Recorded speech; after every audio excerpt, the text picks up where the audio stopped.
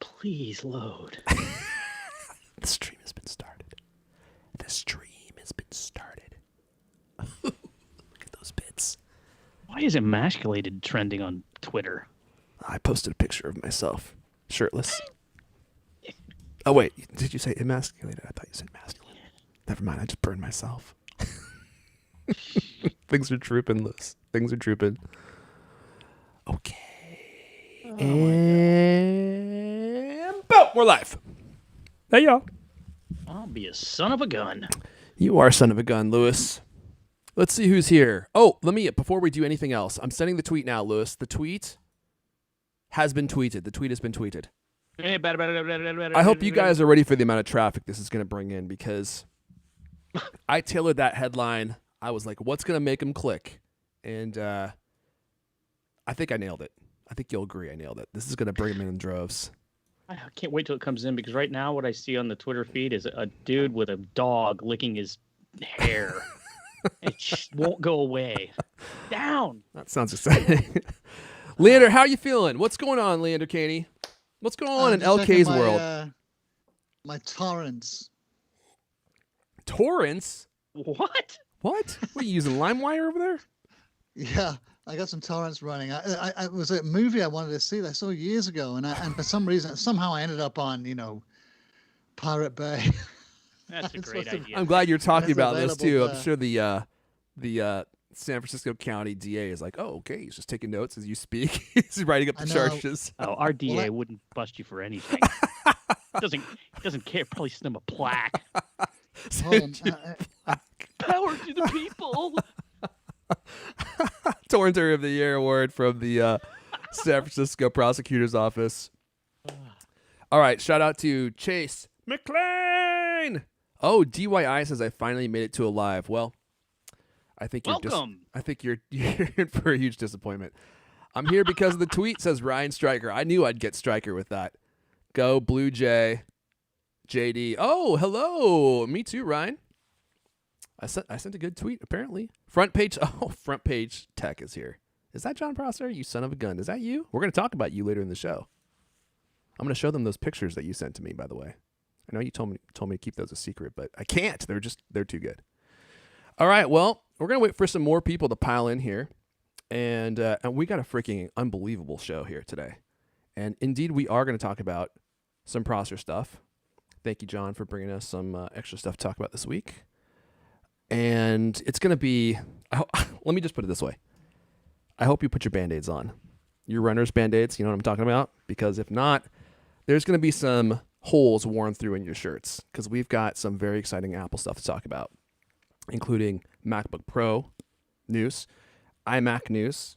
Remember when we talked about the iMac Pro was on the way, and the 24-inch iMac they released? That wasn't the end of the story. We all knew that. Well, we've got some stuff to talk about. And thanks to John Prosser, who may be... Oh, it is John, lurking in the comments here. We have a very beautiful render of what you can expect from the upcoming Apple Watch Series 7, which I'm very excited for, and all sorts of other great stuff. Before we begin, Leander, I see you over there squinting. Yeah, sorry, I'm checking out my torrents. How's the bandwidth for the torrenting you're doing, for the illegal torrenting you're doing? Is it eating into the bandwidth for the podcast, do you think? No. I just stopped it. Oh, okay, good. Maybe you can just pause it, And may I ask what film that you're so excited to get your hands on? It's called Bellman and True. Oh. And it's a really obscure British crime movie from the late 80s starring Bernard Hill. Yeah. And I saw it years ago on TV, and I've been looking for it ever since. And in fact, I've had this torrent up and running for a good 4 or 5 years, because it's available, but no one's seeding it. So I have left it running, and I just checked on it. I've got half of it. I've got half the movie, 500 megabytes. But there's no seeders. There's no one available. There's no one connected. So those scumbags, they took it and they logged off. People using it now. What's that, Lewis? There's like 18 people in the world now using it, right? Yeah, right. Exactly. Yeah. It's not exactly popular anymore.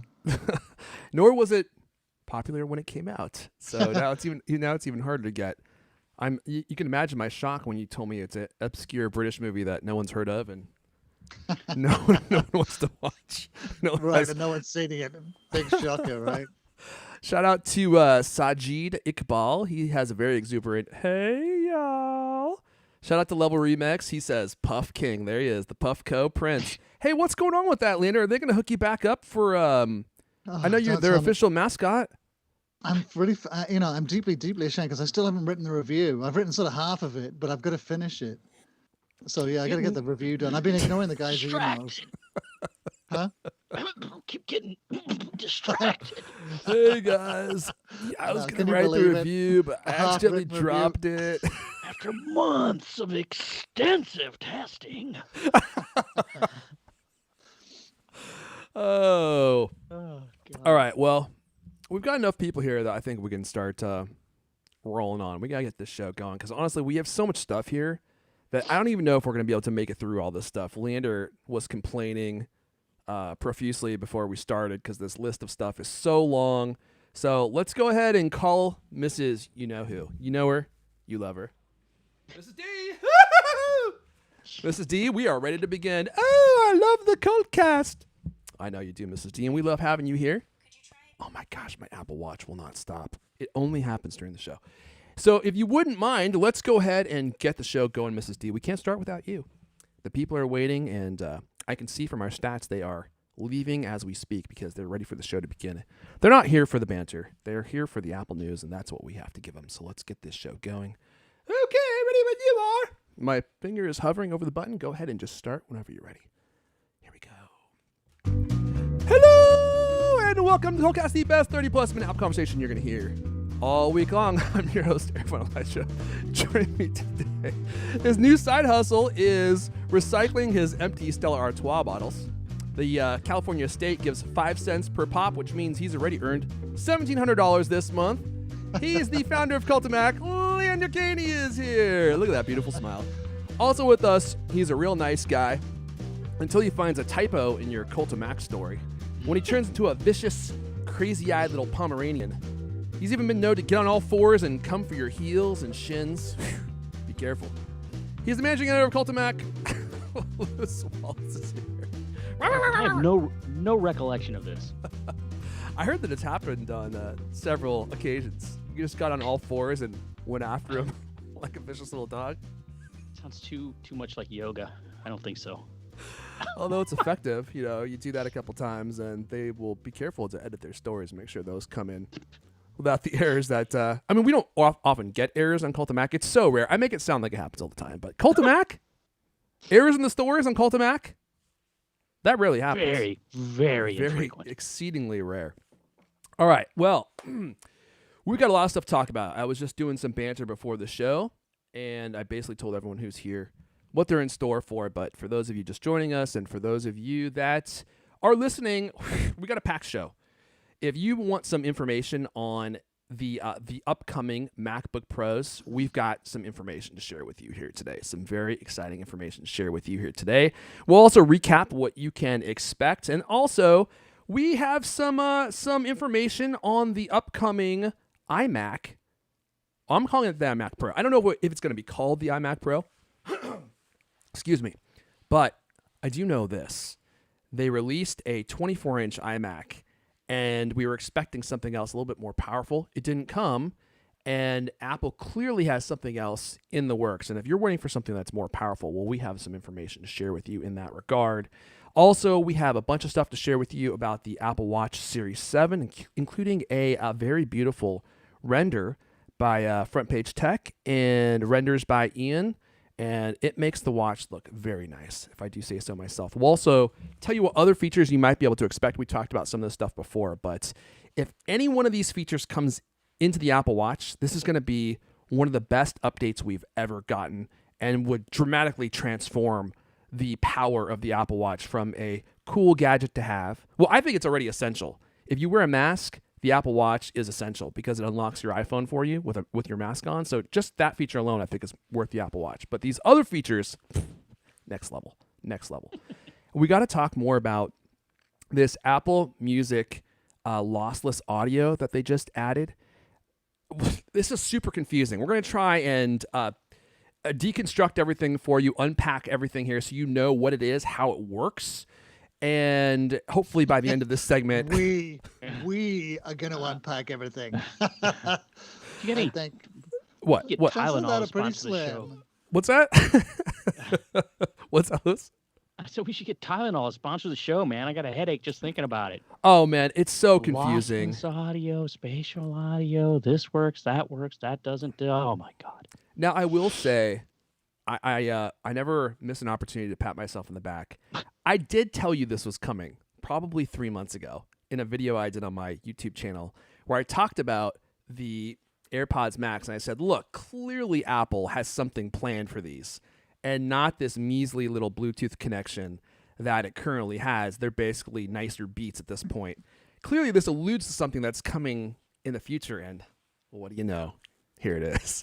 By the power of my analytical mind, Lewis, are you impressed yet, Lewis? I think I've done this like 4 times now. So I look at the facts and I deduce like Sherlock Holmes. I see all the things floating in front of me. What? There's like a feature coming that these awesome headphones won't be able to support? Well, they don't support them yet, but according to a well-known leaker, that feature may well be on the way. And actually, we'll talk about that specific reason why they maybe don't support the lossless audio at this point. Spoiler alert. Because I saw John Prosser's video on this, and his reason for why they don't support lossless audio actually, I think, makes sense and might be the reason why Apple hasn't added that feature yet, but may in the future. So let's see here. Before we dive into all this stuff, because we're just talking about what we're going to do, and we got to get into the actual show, let me give a hearty thank you to Squarespace for supporting this episode. Where's my browser mode? There it is. Look at that. I'm on point today. Squarespace.com/Cultcast. Turn your ideas into a reality. If you don't have a website yet, well, I don't know what you're waiting for. You need to quit procrastinating and get on that.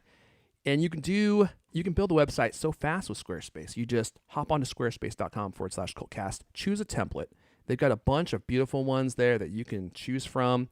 You can customize it if you'd like, but you don't even have to do that. If you want to just get your website up in mere moments, you can do that and your website will be ready to go. Or you can dive in without having to code.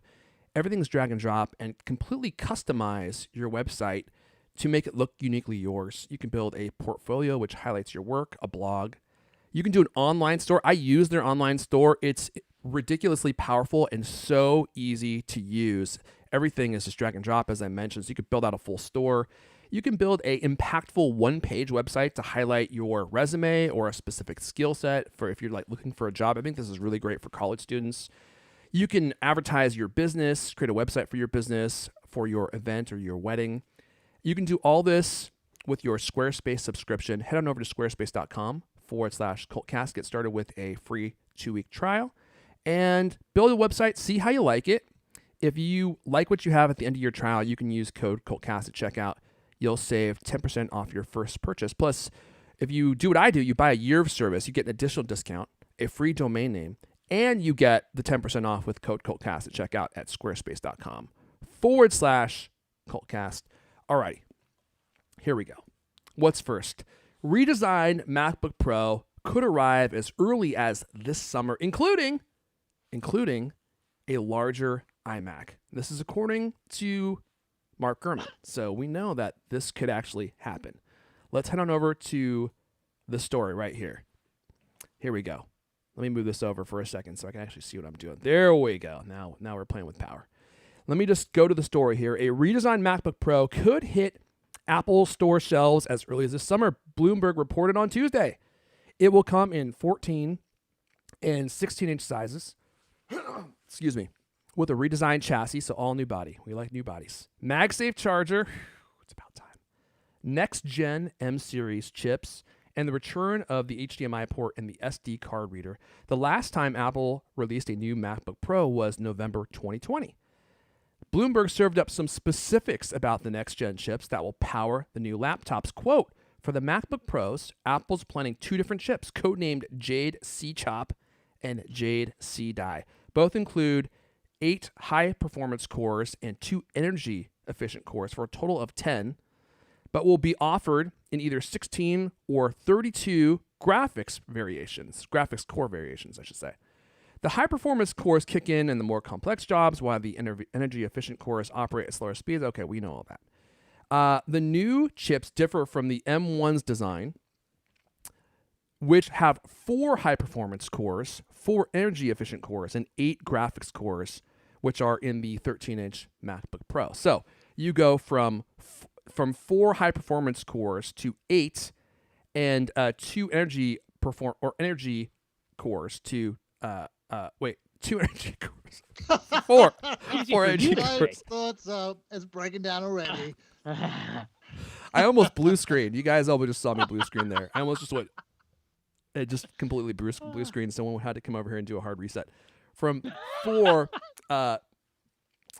energy efficient cores down to 2. So basically doubling of the performance cores, but you get a doubling or a quadrupling of the graphics cores. So a huge increase in power. The report says that the new Apple chips will support up to 64 gigabytes of RAM, which the M1s only support 16 at the moment, and will boast an upgraded neural engine for machine learning tasks, and they will enable the addition of more Thunderbolt ports. Today, Bloomberg's report also says Apple is working on a new Mac Mini. Now, this is one of the things that we mentioned before. We knew that they were working on a mini Mac. We didn't know if it was a mini Mac Pro or a Mac Pro Mini, or if it was a Mac Mini Pro. What's the difference? Probably about $3,000 in price. So it sounds like they're working on a Mac Mini, like an upgraded Mac Mini with the same M2 chip or what? Mini. Yeah, or a Mac Mini Pro. That's what I'm calling it. But it's basically like a more powerful version of the Mac Mini. And we also know they're working on a smaller Mac Pro. Is this getting confusing yet? Don't worry. Eventually, it will all not make sense. We'll keep going until you're thoroughly confused. The report doesn't shed a lot of information on what else we can expect from these devices, but they also say that, and this is the exciting part, if you weren't excited already, that in regards to the iMac, quote, the development was paused months ago in part to let Apple focus on the redesigned 24-inch model. Well, you would think that if the larger iMac that they're working on was the same internally as the 24-inch they just released, they would have released it at the same time. So why did they delay it? Clearly, it's because it's going to be a quote-unquote Pro version of the iMac. They may not call it the Pro version. It might just be the larger version with the M2 or more powerful internals. But clearly, it's going to be more powerful. Otherwise, they would have released it when they released the 24-inch. So it could be a very exciting summer. If you're waiting for a new MacBook Pro, just hold tight.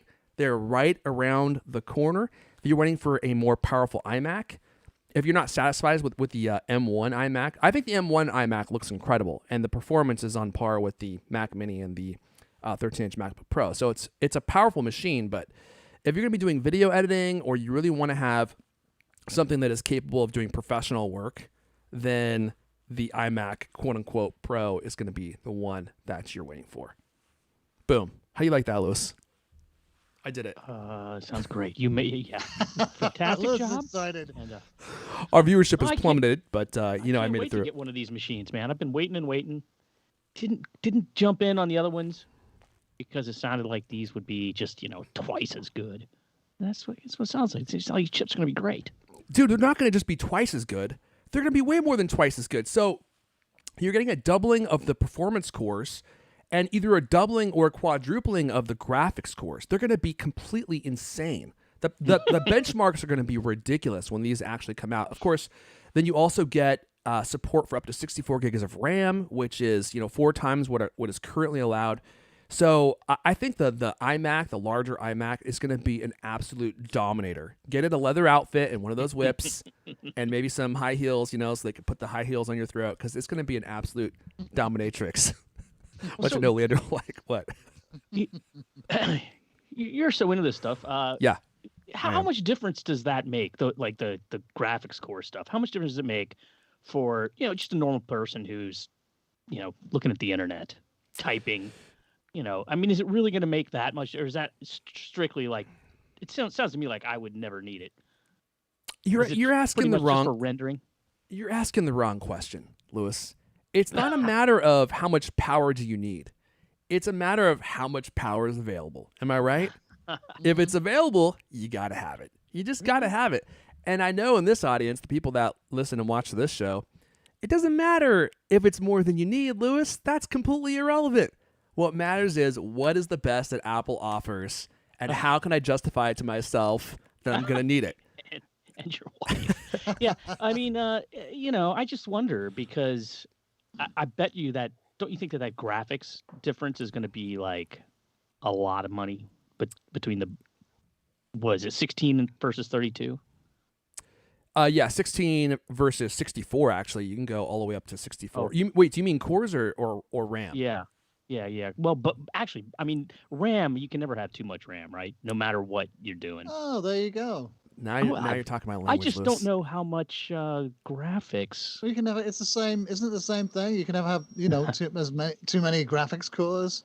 I don't know.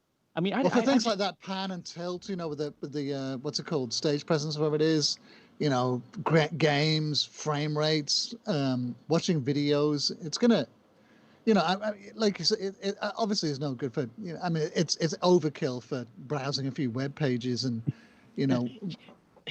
using pages and looking at an animated GIF once in a while. Yeah, but it's like RAM. It's like, okay, if you want that headroom. You want to have it there for future updates, and who knows with like future the future OS updates and future applications. I mean, and this is all system on a chip, so it's going to be a lot cheaper than sticking onto an external graphics card, isn't it? I mean, won't there be savings if they're putting in the graphics onto the chip? Then they won't have to, include a graphics card from NVIDIA or AMD or whatever. So there will be savings there, and maybe the same with the RAM as well, right? The RAM is like soldered onto the motherboard now, right? So they don't have separate RAM modules. Well, I'm sure there will be savings, but the question is savings for who? They're not going to be for you. Will they be passed along? They're going to be for TC, but he's going to have a higher profit margin per Mac, but he's definitely not giving that to you. Yeah, you're right. There probably will be savings, and maybe Apple would be nice enough to pass on some of those savings to us. But with the inflation that's going on, who knows what these things are going to cost? But to your question earlier, before I started making jokes, Lewis, yeah, the higher GPU cores make a huge difference in all graphic rendering tasks, and the primary reason you would want to have more cores is for video editing, right? So if you're going to be working in a complex timeline with a lot of different elements, you'll have an ability to scroll through that timeline seamlessly without having it hiccup all over the place and play poorly, or not be able to edit it at all. You might be able to work with more 8K or 8K files in one timeline. It might just render faster, which is usually the primary reason I go for a really powerful Mac. Is I just want it to render as fast as possible, because when I'm working, time is money, Lewis. You got to render that thing, get it out the door, and move on to something else. And so having more graphic cores, as long as the application takes advantage of those graphic cores, which I'm sure Final Cut Pro will, is going to save you a ton of time. And so that's going to be an invaluable thing. If you spend an extra $800, but it saves you, I don't know, 20 hours a month in rendering time. I'm just making that number up, but then it's totally going to be worth it. And then there's just go ahead. Person looking at YouTube videos. I mean, I get the feeling like there would be dust gathering on some of those graphics cores because it's probably not used by Pages. No, I don't think Pages is taking advantage of it, but Skype probably will. Oh, God, as you've learned, Skype needs as many cores as possible. I need a separate section of cores just for Skype. The Skype cores. Yeah, well, I mean, look, clearly if you're going to be just browsing the internet, the iMac right now, the M1 iMac is probably, even that is more than what you need. But I know there's a lot of us out there that are waiting for the next thing. Apple has started migrating to Apple Silicon, but they've only been doing it in the lower end Macs. We've all been waiting for the Pro level. We don't even know what the Pro level means. That's the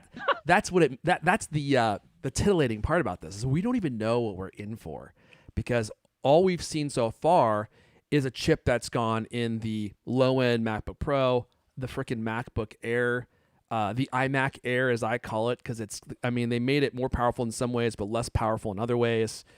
And they're really delineating their consumer machines from their, quote unquote pro machines, the stuff that is going to cost pro prices, but hopefully will also have pro performance. And then 24 inches for an iMac screen, as you mentioned many times, is kind of too small. You don't want to buy it because you're always complaining the screen's too small. Yeah. Talking about me or him? I'm talking about you, Lewis. You. Yeah, you were always complaining that the screen is too small. Remember. Okay, well, it is. I know! You always complain about it. So, there you go. There's your Mac update. And it looks like these could be coming in July, according to Mark Gurman at Bloomberg. So let's all keep our eyes on the prize here. Keep your head about you, keep your wits about you, stay frosty, and let's wait for some of these updates to come down the pipe. Speaking of updates, I'm going to send it over to Lewis because he's got some exciting stuff to talk about for the Apple Watch Series 7. And now that I'm not going to be doing all the talking, I can do some slick scene changes behind the scenes, pull up the story, and that kind of thing. Because I'm doing it all. So I can't. My brain can only do so many things. You need some more RAM. I definitely could use some more RAM. So I'm going to send this over to you, Lewis. Take it away. Okay, Apple Watch Series 7 might feature a flat edge design and might even come in green. Oh boy. I call it pea soup green. That's what I've been calling it. God, you know what I mean? It looks mint green to me. You think that looks? Oh, yeah, it's like mint green. Okay, fair enough. The AirPods Max, although I haven't seen an AirPods Max beside a green iMac. Are they the exact same color? I'm not exactly sure. I've only ever seen these things online, actually, now I think about it. Well, I think all these products are going to be going to the Apple Store this Friday, by the way. So you can actually go in and see them for yourself.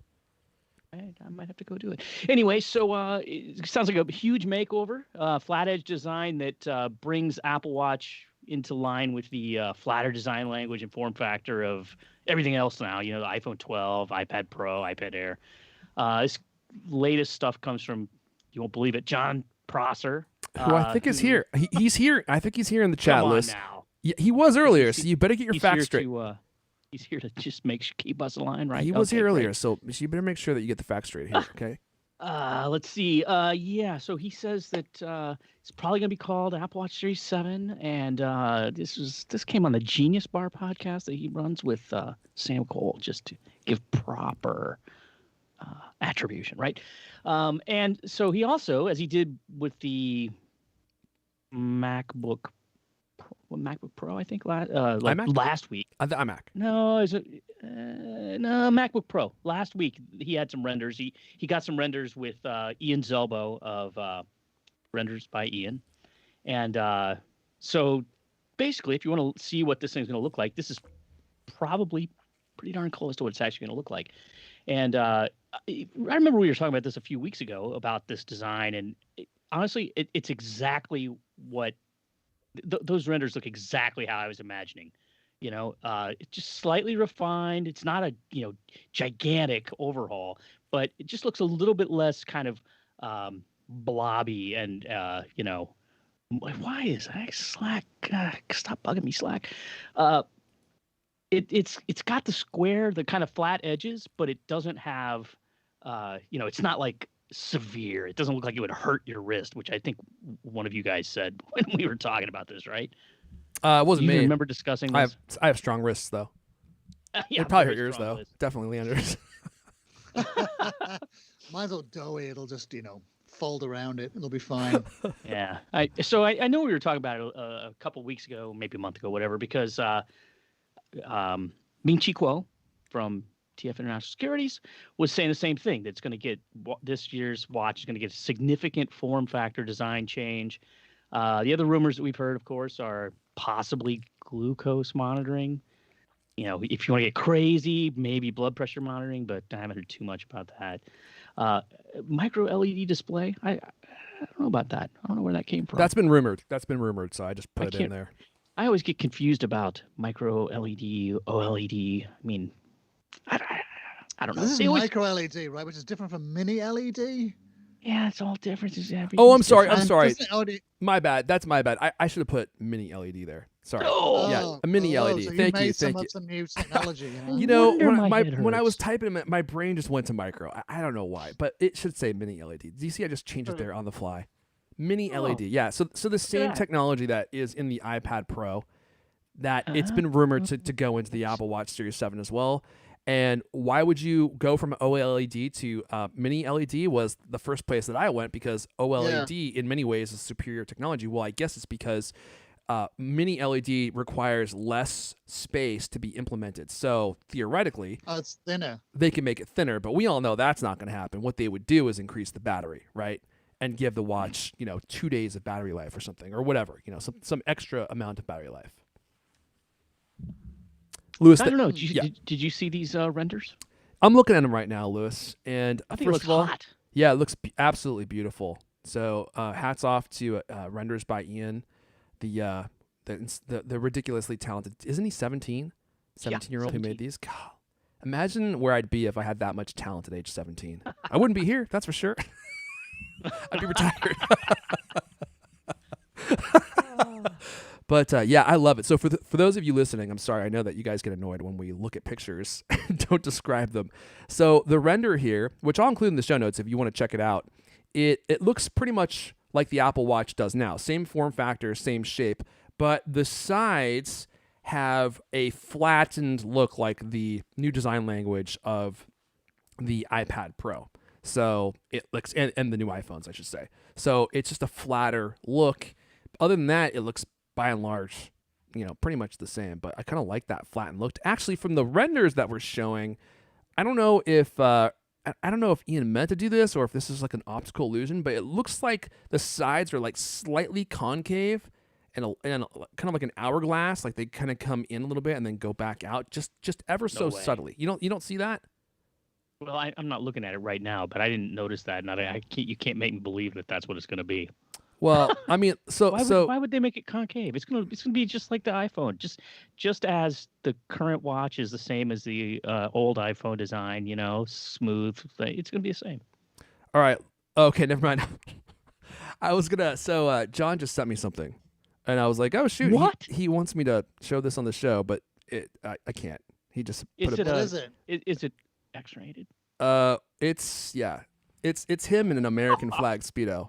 And I'll be honest, John, I don't know what this has to do with the story that we were just talking about, but it's a good, Total redesign. yeah, the lighting on this is great. You look really good. Clearly, you've been doing some sit-ups.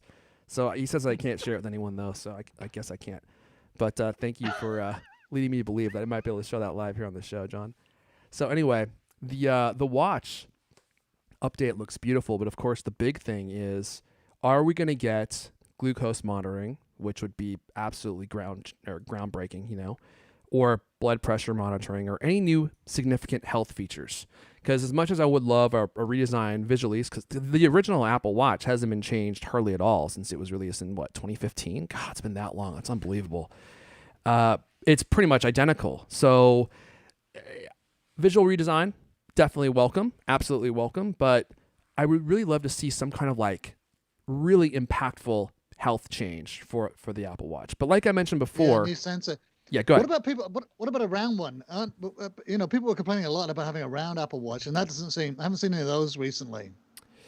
I think the problem with a round one is Apple has designed itself into a square watch face for forever. Certainly they could do a round watch, but then developers would have to design. Actually, it wouldn't even be developers. No, I guess it would be. It would be developers would have to design for a different watch face, which seems like it would be a pretty big design change. So I just don't know. Honestly, I don't know if they'll ever go to a round watch design just for that reason. A lot of the competitors, the Google Wear, the round ones. There's the Fitbit, aren't they round? Does Fitbit have a round one? I'm not sure. I'm not sure either, but I know there's definitely some round ones. Round watches exist. Yeah, well, there's some round. There are definitely round smartwatches too. Yeah, but we haven't heard any rumors like that since before it launched, have we? No. I know that people were really clamoring for it. I remember, when for years people have been saying, they'd love to see a round Apple Watch. Yeah, I would too. I'm kind of tired of the square one, honestly. I would prefer to have a round watch if they made one. Go ahead, Lewis. Sorry. Oh, gee. Oh, I'm stunned. I can't believe what I just heard. I mean, Tired of the yeah, what? tired of the watch. I'm not tired of it. It's just time for a change, man. It's like the reason that car companies every 5 or 6 years will change their model and come out with something totally different. People need to have something to freshen it up a little bit, and I think this is a welcome step. And the according to the render, I mean, it does look different enough that it feels like it's a fresh look. But I really would like to see them do a round watch at some point in the future. Will it happen? I don't know.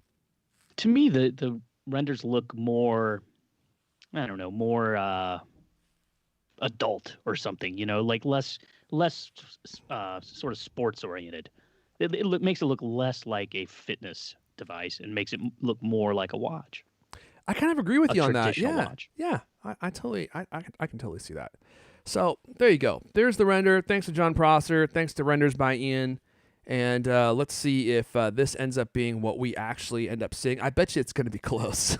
I bet you it's going to be pretty close. From the renders that we've seen so far, they're oftentimes either spot on or very close to what we're going to end up seeing. So there's your Apple Watch update. Let's move on. Let's talk about Apple Music, lossless audio, spatial audio. What is it? Why do you care? I'll tell you why I care in a minute. And the reason that I'm excited about this news is probably way different than everyone else's reasons for being excited about this. But I'm going to pass it on over to the Puffco King himself. El Caney, can you clear the smoke in your room and do the story? This is perfect for that kind of activity. And in fact, I just set up my two HomePod minis in my bedroom, my house. I'm rocking it there. It sounds awesome. Stereo pair, can't beat it. Anyway, so Apple Music has gone lossless at no extra cost to subscribers. On Monday, Apple revealed the free upgrade a day ahead of its rumored launch. The company said that Apple Music will bring lossless audio to more than 75 million tracks starting in June, so listeners can hear songs, quote, the way artists created them in the studio, end quote.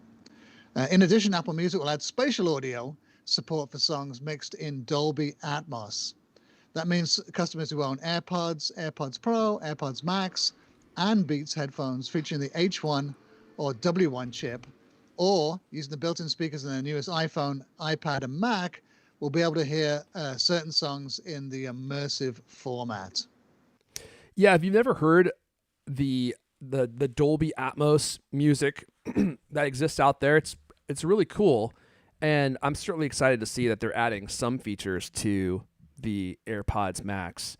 But I think the entire internet was collectively disappointed when we found out that Apple is not going to have support for their new Apple lossless audio format with the AirPods Max. And I will go on record as saying, if they do not add this in the future, and we'll talk about, John Prosser thinks they're going to add it, and I think they probably will too at a certain point.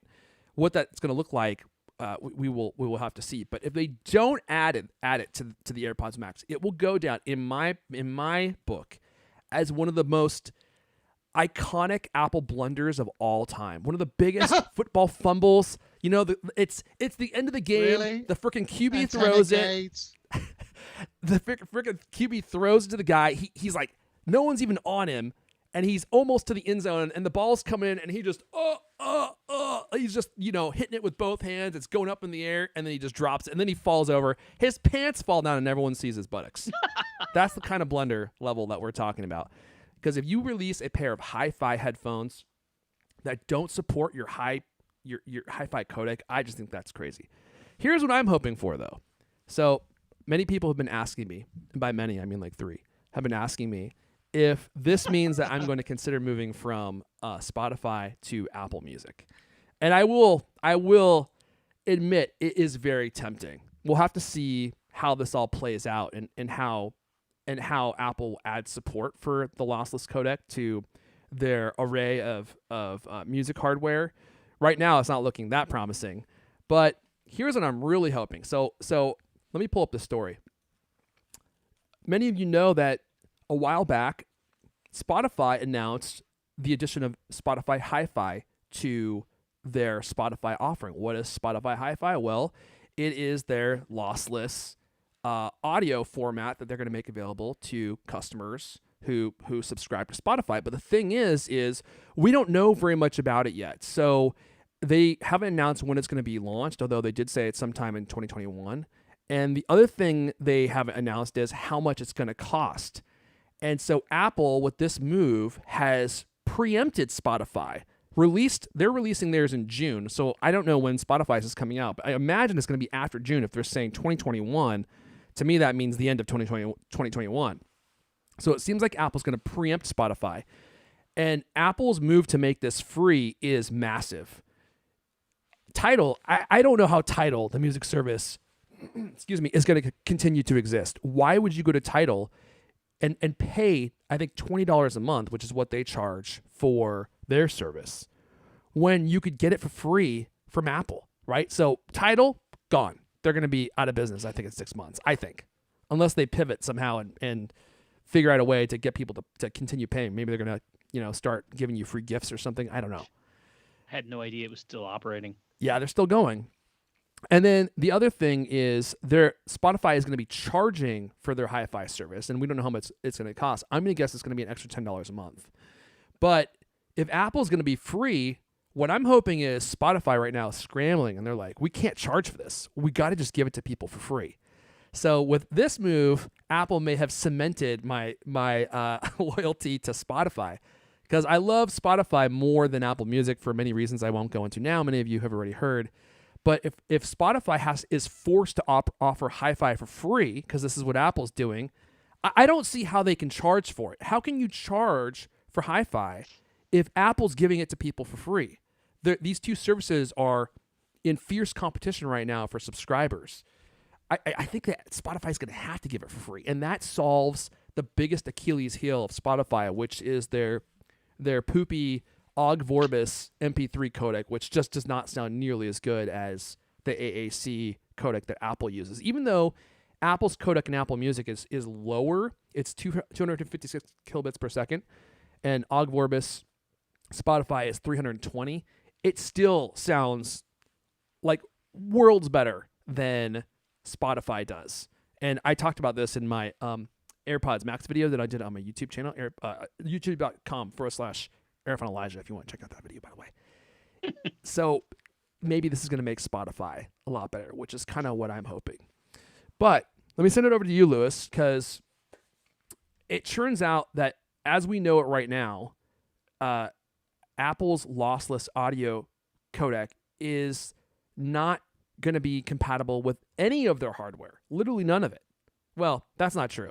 I'll let you take away the story and clarify. Well, I'm just looking over these notes, and we've already said all this. Let me see. I mean, yep. There's like it doesn't work. It's not going to work with AirPods. Any of the things. The lossless audio is not going to work with any of them, and it's because it's Bluetooth, right? I mean, Bluetooth doesn't allow it. Doesn't make it possible. Yeah. So there's a lot of confusion about this, and I've done a lot of research trying to figure this out. Some people say that Bluetooth 5, which is what the AirPods Max use, is capable of a high-fidelity lossless stream, and then a lot of people say it's impossible. So I don't know what to believe. But the AirPods are also, I think, capable of Wi-Fi, and this is where John Prosser's theory comes in.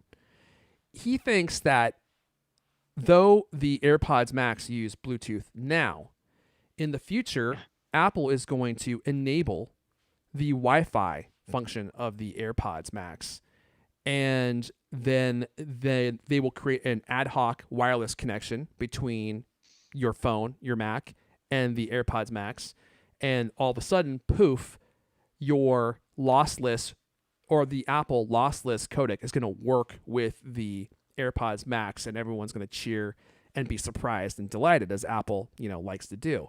So why wouldn't they do that now, might be your question. Why would they announce this in such a strange way and have everyone be so confused? Well, on a front page tech video that John did this week, he has an interesting theory. He says that Apple was in the middle of a lawsuit with Epic, as they are, and all these executives are testifying, and it might just be a bad look to release a pair of headphones, and I'm paraphrasing now, that only that offer lossless music, but only work with Apple's streaming software, right? So you're in a lawsuit that basically is portraying Apple as this extremely monopolistic walled garden where Apple lets themselves do these things that they don't let anyone else do. And now you release a product that only works with your own streaming service and not with Spotify's, and enables this lossless audio experience that is literally available nowhere else. Because if you want to take advantage of Apple's lossless audio codec, the only way you can do that right now, or when they launch it in June, I should say, is with a digital audio converter attached to your Mac, right? So you got to plug in this digital audio converter. And you have to have a pair of analog headphones that can support high fidelity music, like a pair of Sennheiser, 600 HDs or something. Which is funny, and I think it reveals one of the Achilles heels of the AirPods Max, and that is the fact that their digital audio converter is inside of the headphones. So you can't just use them as a pair of dumb headphones. And they have, special processing so they can make your music sound great, but they aren't able to just take a pure analog signal from another DAC, digital analog converter,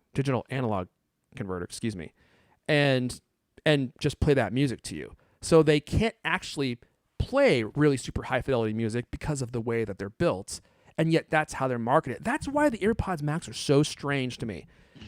And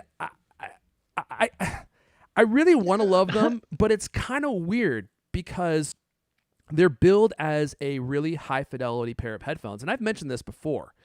And yet they use Bluetooth, and Bluetooth is not a high fidelity, or Bluetooth is not capable, as far as I'm aware, of a high fidelity signal. So by their nature, they're not high fidelity headphones because of the way they were built. It's like buying a Ferrari and then you discover that the Ferrari has a Honda Civic engine in it. It just doesn't make any sense. So it has the build quality, the aesthetic, the accoutrement of a high fidelity product or a premium product, but it doesn't have the internals of a premium product. Well, that may be taking it too far. And yeah, sorry, go ahead. And yet they sound great. I mean, I don't know. They sound great with Apple Music. They sound great with Apple Music. They sound like doo-doo butter with Spotify. They really don't sound good at all with Spotify. I would have thought to try listening to Spotify with it. It never crossed my mind that it would sound that different, or different at all, to be honest. But yeah, it sounds radically different. So for those of you who aren't aware of the test that I did, we talked about this ages ago. So I did a test where I basically used the AirPods Max with Spotify and with Apple Music because I got the AirPods Max and I just wasn't thrilled with them. I mean, they sound good, but for the price they charge for those, they should sound magical. And the HomePods in stereo pair sound magical. And I have videos on my YouTube channel about this. There's some kind of magical quality about those. The audio they deliver is so beautiful, especially in a pair. I was expecting that same experience from the AirPods Max, and I just never got it. And then finally it occurred to me, I was like, well, maybe I should try these with Apple Music and at least just test them to see if maybe that's the problem, because I was using them with Spotify. And it was like night and day difference.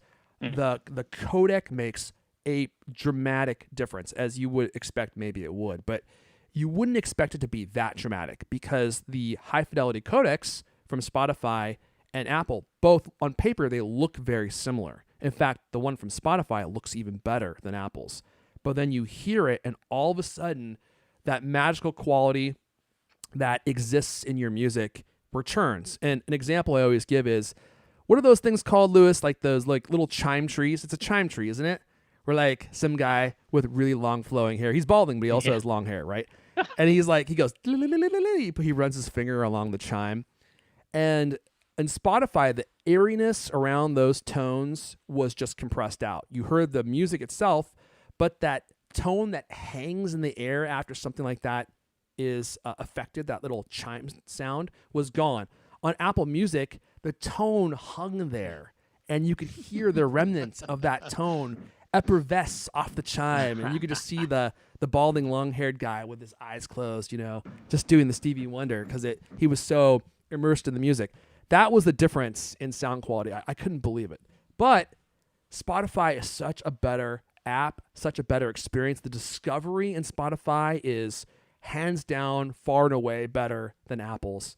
But Apple Music does have one thing they do better than Spotify, and that is their lyrics function. So basically, in all Apple Music, lyrics is great. And if you listen to a lot of show tunes, like with your kids, like I do, which is basically like 80% of the music I listen to these days, I can belt out pretty much any Disney song now because they all have the lyrics functions available. And so you just hit the button, and then the lyrics show you, and it's like basically like a karaoke machine. Right. Thank you. So as you're going through the music, it will go through the lyrics and show you what lyrics that are being said. And so you learn the words to all your favorite songs. It's great. And Spotify, I think they have a feature that's kind of like that, but it's implemented very poorly, and it's kind of wonky to use. And Apple's lyrics feature is front and center. So I have no idea where we were going with this. Right. So per John's theory, we may see the AirPods Max add lossless Wi-Fi support sometime in the summer. Did he say the summer? I think he did. No, he didn't. He just said sometime after summer. So anytime Apple wants to make that feature available, they may be able to do it with a simple update. And that makes a lot of sense because AirPod or AirPlay, the technology AirPlay, if you try to do any research, it's actually kind of hard to find out like how exactly it works. And some people say it's Bluetooth. Some people say that it's Wi-Fi. I think it's actually all the above. All of that technology can be encompassed within AirPlay. And AirPlay can use any of those technologies as far as I'm aware. But Wi-Fi is a much higher fidelity transmission than Bluetooth. Bluetooth is very lossy and compressed. Wi-Fi is much higher fidelity. So if you could enable Wi-Fi like you can with your HomePods, like when you stream stuff to your HomePods, it's being streamed via Wi-Fi, not via Bluetooth. So why couldn't they do that with AirPods Max? According to John Prosser, that's on the way. I've wowed you. I've dazzled you. You're speechless. So I've been talking for 45 minutes about that. And I will be interested to see where we head with the AirPods Max update, because as of right now, the lossless is really exciting, but it's not exciting if you can't use it, because very few people are going to buy a digital analog converter and connect to their Mac and then use it with a pair of headphones that Apple doesn't even make. That just seems very strange. What about the spatial music, spatial audio? Have you checked that out? Because what's his name? Zane Lowe, the top guy at Apple's Beats One radio station, said that spatial audio is just amazing. It blows you away. Once you hear it, you're like, wow, this is just the bee's knees. I used it with my AirPods Max with my Mac when I was watching like shows and stuff and movies, and it's cool. It's very subtle, and you may not even notice that it's there in all instances, but it definitely does add a immersive element to the audio. And for music, I haven't listened to a ton of it, so that may be especially true. But the bummer is it doesn't work with the Apple TV, or it may work with the new one, but the previous generation Apple TV, it didn't work with. You had to have your Mac, so it was just kind of limited in utility. You know what I mean? Mm-hmm. I know there's I was looking at the BBC Sounds app, which streams a lot of radio shows from the BBC. There's a ton of music on there, and they seem to have a whole bunch of spatial audio mixes, which I actually haven't listened to with my headphones. So I was definitely going to check that out. It sounds kind of exciting. It looks like a lot of people are really getting into it. A lot of music, new music, is getting coded in that. So you have it's basically like surround sound for music, right? Is the best way to describe it. I think so, yeah. And you can hear it. Like instruments will be placed in space, and it's more sophisticated. Like a more 360 degree version of traditional stereo left-right separation. Yeah.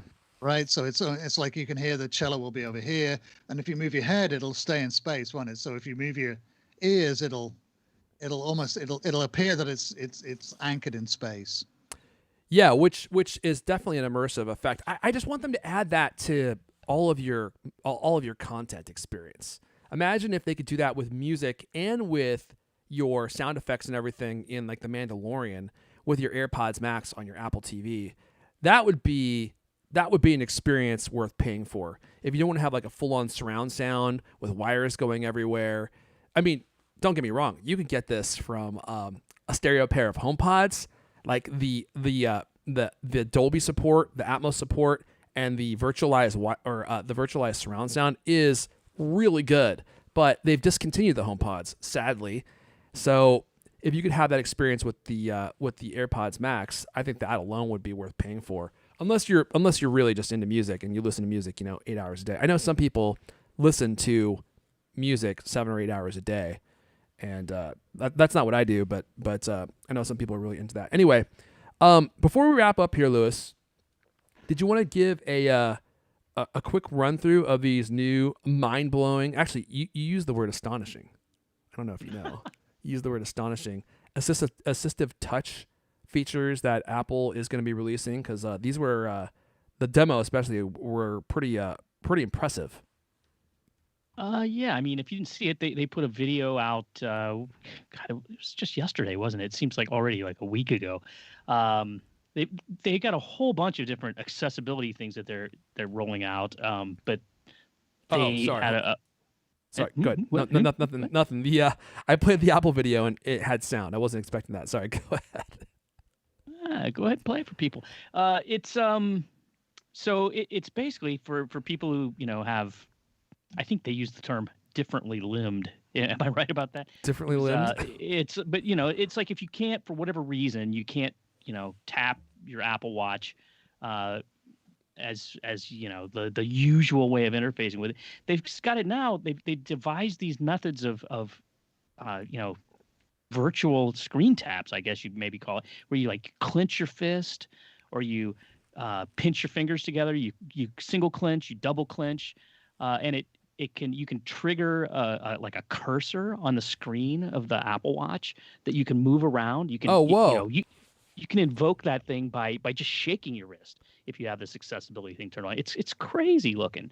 I mean, it's honestly, it's like, I don't know how in the world you can really explain it or do it justice. I mean, the thing to do is just go take a minute of your life and go watch that video, because it's super interesting. And what's awesome about it is it makes it available for people who have different disabilities, different things that would stop them from normally interacting with a watch. And it to me, it was just like, look at this amazing new interface.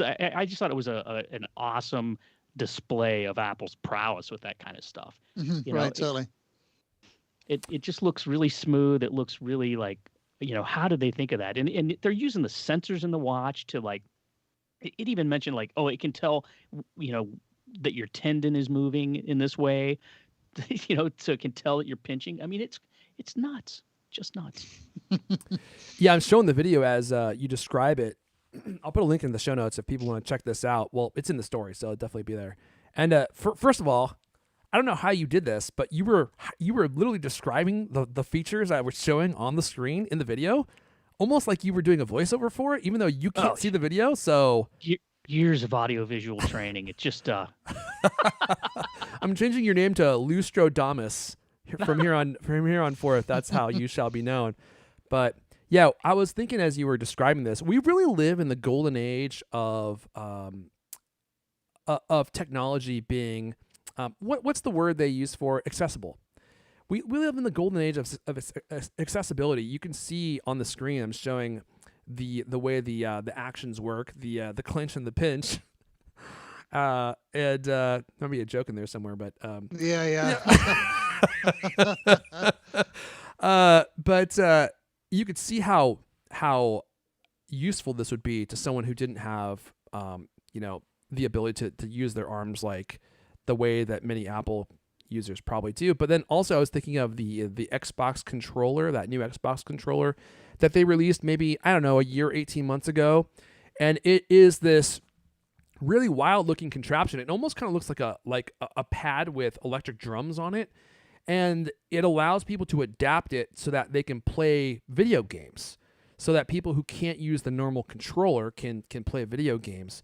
And these companies are coming out with technology like this now that just enable all these different people to use their technology that wouldn't previously be able to use it. And I was thinking how cool that is, and really how freeing it must be. Like if you have some kind of disability where you can't use your arms in a way that most people can, or you can't hold a video game controller, but you really want to game, especially because gaming is such an immersive experience.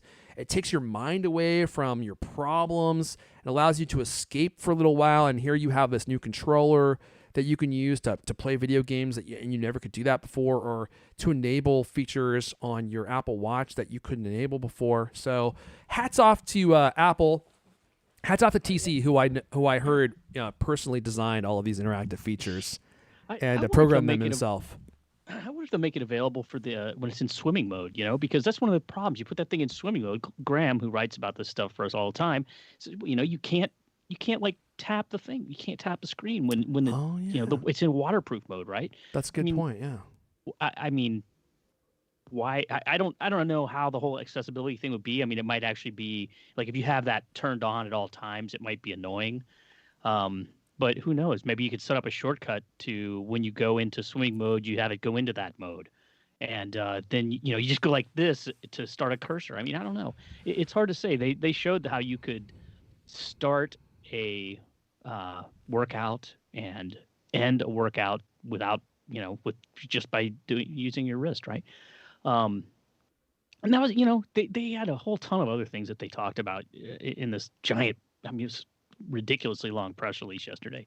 They're bringing eye tracking support to iPad, like this is with a third-party hardware, but so you can control a cursor with your eyes. Wow. All kinds of crazy stuff. I mean, it's cool. Awesome. Yeah, Apple's been doing some awesome work in accessibility. Very, very, they're very, very inclusive. I mean, they're trying to make sure that everybody can use their devices. And some of the stuff is just really amazing. Charlie did a great story a couple of years ago about blind users, Apple's on-screen screen reader, and how the iPhone really changes people's lives who have, visual disabilities. Just one example is that it can, it'll take photographs for you. I mean, it'll tell you when someone's face is in the screen, on screen is in frame, in the right place. And this stuff is just like mind blowing. I saw some interesting speculation too that this assistive stuff with the watch might be useful when they have an AR or a VR helmet. That you'll be able to control what's going on, what you're seeing on your screen with these gestures, using with your hand. I thought that was kind of interesting. My only hesitation about using this accessibility feature with the Apple Watch, where you can squeeze your wrist, activate stuff, is if I squeeze my wrist, my forearm is just going to get even tighter, and that means it's going to grow. And my Apple Watch is probably just going to snap right off. You know what I'm saying? Hey, Popeye. You know what I mean, Lewis? It's like when your forearm is just so muscular, and everyone's like, "Oh my gosh, look how veiny it is. How do you get it to be that strong?" And I don't know. I didn't even do any workouts or anything. I just feel like that's just how my forearm has always been. And I wouldn't want to risk breaking my Apple Watch off my wrist when I do something like this. I mean, I doubt you guys will have this problem, but it's just something I think about, when I see a feature like this. But hey. Yeah, what's up? Hey. What? Giveaway. We forgot to mention the giveaway. Okay, do you want to talk about the giveaway? Because I got my finger hovering over. I thought I heard a bass track. Yeah, you did. Yeah, so this week we're giving away 2 USB-C hubs from Vava. These are like $75 hubs. They're 5-port hubs that you plug into a MacBook Pro or a MacBook Air, and it gives you, more ports. What is it? 5 ports. I can't remember exactly what they are. HDMI, a couple of USB normal. What is it? USB-A? USB normal. USB normal. That's the new generation, I think, right? Versatile port they call it, which is Thunderbolt 3 compatible, a USB-C, an HDMI, and 2 USB-A. Shoot. Go to, cultofmac.com. We got the giveaway there on our homepage, and all you got to do is sign up. Visit our Facebook page, whatever. It's one of those giveaways, multiple ways to enter, but we encourage you to do it. Get in there, get your name in. And hey, don't worry about giving me the link. I just found it by myself, So. I put it in I didn't, did I? Anyway, thanks to Vava for helping us out with that giveaway this week. And you don't need the new MacBook Pro when it comes out. You just need this. This adds all the ports that that you've always wanted that you actually don't need, according to Phil Schiller. You're just not a real professional because you actually want these ports, but that's neither here nor there. Okay, I'll make sure I link to this in the show notes, but let's go ahead and wrap it up there. That's all the Cultcast we have for you guys this week. Hey, if you want the magic to continue, we're all on Twitter. I'm at Airfon, ERFON. Lewis is at Lewis Wallace. Leander is at L. King. This has been the Cultcast, the best 30-plus minute Apple conversation you're going to hear all week long. New episodes of the Cultcast come out every Thursday night. I want to thank everyone for listening and for chatting live. Been enjoying your chats here. And we'll see you guys next time. Boom. That's how you do it. Sometimes I'm saving because I have got to go to the bathroom. Yeah, me too. Oh my gosh, really? You guys? I Coffee. It's all the coffee I drink. Yeah, same here. And then I pound this whole, giant water bottle, and by the end of the show, sometimes I have to go a little bit in my pants just to relieve the pressure. Oh, jeez. You know what I mean, It's Lewis? sponsored by Depends. Do you think Diapers fit for an astronaut. Do you think Depends would sponsor us? Do you know anyone at Do you know anyone that's at the company we can reach out to? That way we can do an extended show without having to break, and I can just, I can just go if I need to. Cultcast now with more crap. I'm gonna need the extra absorbent pair though. All right. Later, y'all. I'm hovering over the end stream button, guys. It's about to happen. Enjoy this last moment of peace. No last minute chicken.